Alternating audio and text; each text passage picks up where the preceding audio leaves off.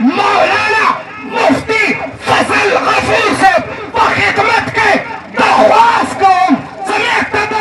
الحمد لله نحمده ونستعينه ونستغفره ونؤمن به ونتوكل عليه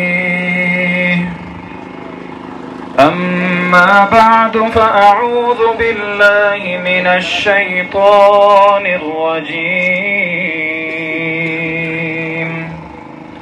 انیا نه پیژنې ته به تحریک خلافت نه پیژنې ته به تحریک ترک موالات نه پیژنې ته به تحریک ختم نبوت نه پیژنې تا به د جیل کوټړۍ نه یې لیدلي تا به زنځیرونه او اتکړۍ نه یې لیدلي تا به د خپلو لاشونو نه بندونه نه یې تړلي او تا به انګریز او فرنګې د هغه ګولۍ په خپلو سینو باندې نه وي سړې کړي او ته به د یو وطن د ازادۍ تصور وکړې ډېره غلطه فلسفه ده پاکستان څنګه آزاد شو بس قرارداد